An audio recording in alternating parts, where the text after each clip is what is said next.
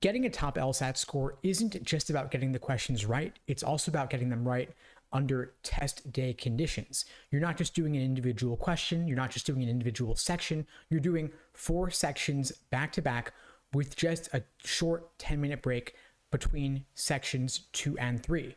If you've looked at any official LSAT prep tests, you've seen they've got about 100 questions. Of course, on test day, only 75 of them are going to be scored. You're also going to have 1 unscored extra experimental section of either logical reasoning or reading comprehension. So endurance is real, doing those 4 sections back to back in just one sitting with just the short break. So you might be thinking, I'm tired by the end of the exam. Section 4 is always lower accuracy because I'm tired by that point. My response to you is, if 4 sections seem scary now, try doing 5 section exams every now and then to build your endurance. The LSAT actually used to have 5 sections on test day back when it had 4 scored sections before the pandemic. And so you've actually got it easy in comparison. That may not make it seem any easier for you, of course, but if you want to make 4 sections seem easy, try doing 5 again to build up that endurance. Your actual LSAT test day will look a little bit different, of course. If you're taking the LSAT in April or June, you're going to have 3 scored sections, 1 of logic games, 1 of logical reasoning, and 1 of reading comprehension. That's 3 different section types that you've got to study. If you are brand new to the LSAT right now, the time between now and April or between now and June likely isn't enough for you to achieve your fullest potential. And so I'd recommend instead, if you're new to the LSAT, wait until August when they're removing the game section and replacing it with a second scored logical reasoning section.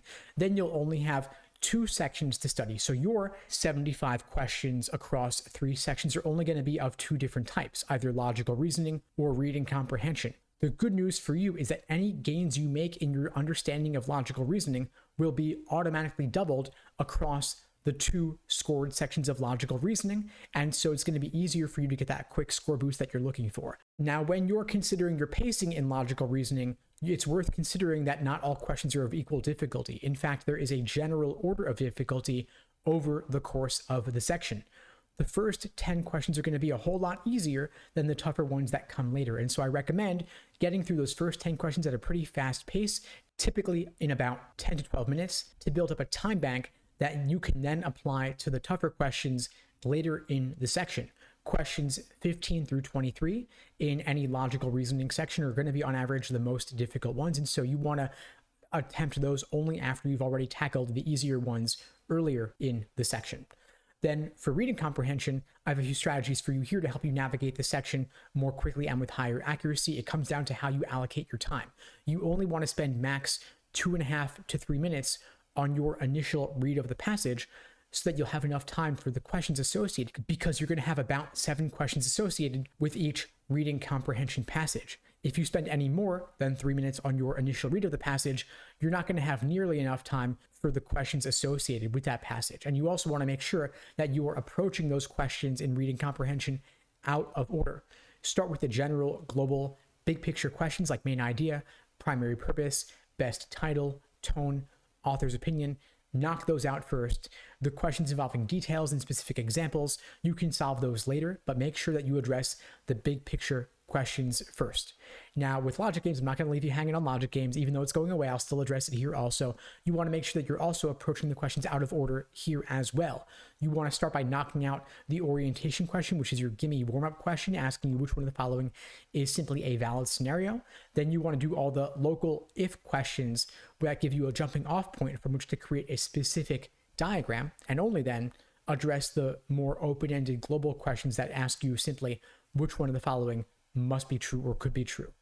The idea here being that you want to make sure that you are only attempting the global questions when you already have the valid scenarios to help you eliminate wrong answer choices in the global question and possibly help you knock out the global question right away without doing any additional work. So the idea here being that you are saving your previous work and doing that work first in drawing those local diagrams to again help you solve the general global questions. So you see here that when you are attempting to solve 100 LSAT practice questions on an exam, some strategy is involved here. Again, our strategy is to first off say, hey, maybe we want to skip games entirely, take it in August, narrow down the number of types of questions we have to study, and then for each section of logical reasoning and reading comp, we want to approach the questions in a very particular order, considering the difficulty of the question and considering how doing earlier work will help us solve later questions.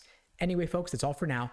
I hope you found the video helpful. If you did, please do me a favor and share it with someone who needs to see it. I don't do any advertising for the channel. I rely only on word of mouth, and your spreading the word really does make a difference. In the meantime, I wish you all the best and take care.